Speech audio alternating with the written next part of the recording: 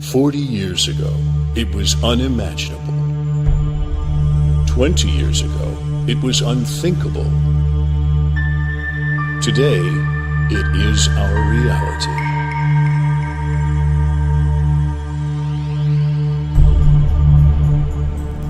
As a teacher or staff member of the Santa Ana Unified School District, you have only one mission during an active shooter event: to do whatever is necessary for you and your students to survive.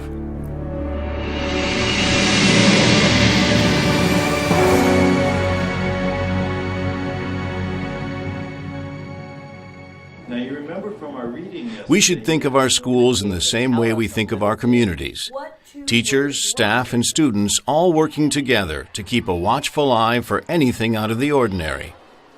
This neighborhood watch approach to campus security is vital.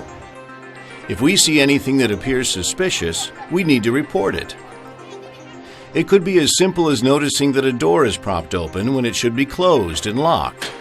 Or it could be more complicated, perceiving sudden mood swings or aggressive behavior in a coworker or student. Either way, these concerns must be corrected immediately or reported for further assessment. When an active shooter attacks a campus, realize that as teachers and staff, we are the first responders. In those crucial moments between the start of the assault and the arrival of law enforcement, we must adopt a survival mindset.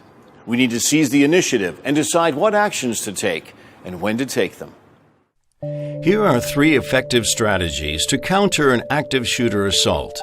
We can run, we can hide, we can fight. Don't think of these as progressive steps. First I run, and then I hide, and finally I fight.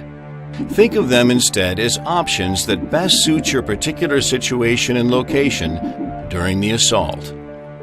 An active shooter on a school campus is in search of targets. We want to use run, hide, and fight to undermine that objective. For example, the distance of some individuals to the shooter will safely allow a strategy of run in order to make their escape. Other people may adopt a strategy of hide, to build a barricade and take cover in a secured room. Still others, primarily due to their close proximity to the shooter, may have no alternative but to fight.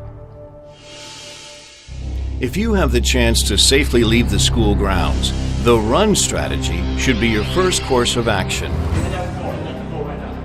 Run takes you out of harm's way and puts distance between you and the shooter. Keep everyone together throughout your escape.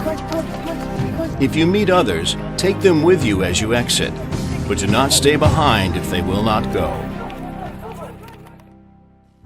If the location of the active shooter is not known or is too close for you to escape, then the hide strategy may be your better option. Hide is very similar to our policy of lockdown.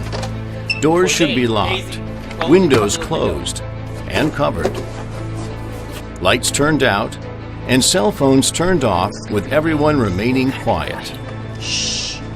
If necessary, impromptu barricades or other means of cover should be employed. Hiding involves seeking concealment in as secure a location as possible, out of the shooter's view.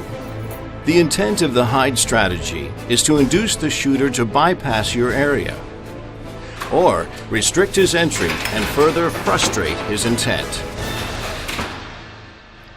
Fight is a strategy of last resort. Use it only when your life is in immediate danger and no other options are available to you. To be effective, our actions must involve concentrated use of our strength, quickness, and aggression. Remember, fight is not about heroics, it's about survival.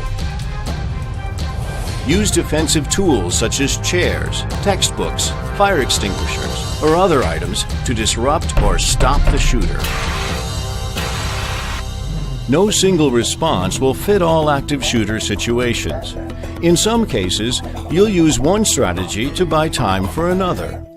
For example, building a barricade to slow the active shooter while you make your escape by breaking a window and exiting. There you go. Contact law enforcement only when it is safe to do so. Never presume that someone else has already made the call. Law enforcement will speed to your campus in force. Their sole concern will be to quickly neutralize the shooter. When you encounter officers, try your best to remain calm and obey their commands. Active shooter attacks unfold quickly. There may not be opportunity for an announcement through the school's public address system. Notification may in fact come from the sounds of gunfire, screams, and voices in distress. Always be on the alert. The truth is that an active shooter attack on campus is likely to be the most frightening experience of your life. The more we plan and prepare, the more we practice and drill these plans, the more automatic our response will be. Begin now by developing a run, hide, and fight action plan. A physical inventory of your classroom will identify possible escape routes, items useful for barricade construction, defensive tools, and potential hiding places. Discuss your plan with fellow teachers, staff members, and administrators.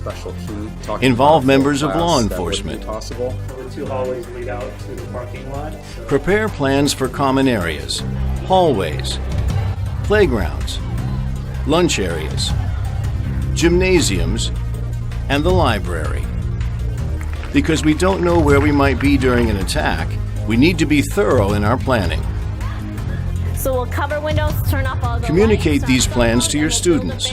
Rehearse, practice, and drill each plan on a regular basis, the same way you currently do for fires or other emergencies. Make sure everyone knows what they need to do if an active shooter strikes. And let's get the blinds on the windows. We hope that no teacher anywhere ever has to put these efforts into action. But hope is not a strategy. Preparedness is.